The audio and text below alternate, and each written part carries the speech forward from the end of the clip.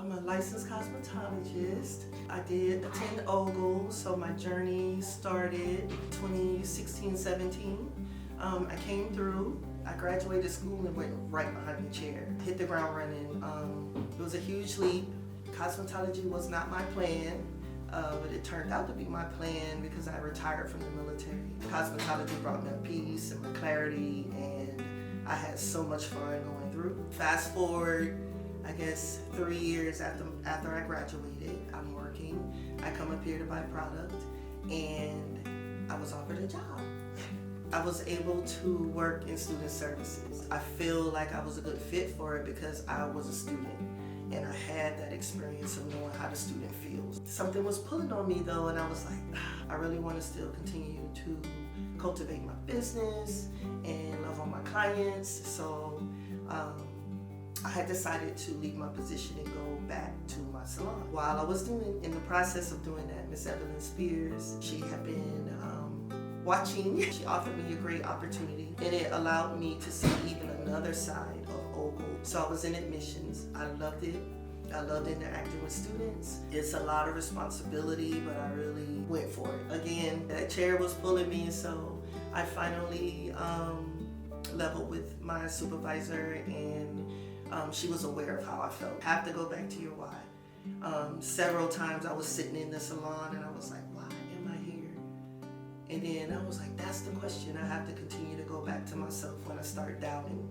And when that doubt can take over and cause you to shift gears and throw away your dream. I think I'm finally to a point where I feel balanced as a person and as a business person and as a leader and an instructor. Like I feel very, and then with my family. Because the field is such a huge field, it can be very intimidating when you're that new stylist and you're next to somebody that's been doing hair for 30 years. Or next to someone who is, has a barber license and a instructor license and all these other accolades behind them.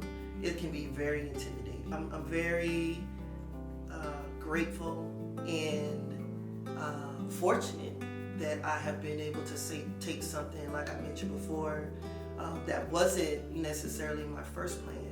However, I've had a passion for it for so long when I was a little kid. And I came up doing hair in the kitchen and, the kitchen beautician, the title that some people had given me. My mom had that title. She was very great at hair. And so she taught me everything that she knew. And when I started, I had everything laid out. I got my DBA, I got my tax ID, I did everything. And everything was boom, boom, boom with my plan. I mean, I was checking blocks. And the first 90 days, I had no clients. And I had handed out flyers, I had did business cards, I did all these things. However, it just so happened that in the month that I started in the industry, I learned that it was kind of like a dry month. It was like August, and it was pretty dry. And I might venture to say I had one walk-in and a couple of people who followed me from here that I was doing their hair when I was here, and I almost quit. One thing that I could impart to students is make your plan, stick to your plan, but be okay with bracing for when your plan doesn't go the way you want it to go. Knowing that I almost quit, that's the one thing that I tell students. Have a plan, stick to your plan, be able to adjust. Well, it's more than one thing, but and don't quit. Just hang in there. It's so worth it.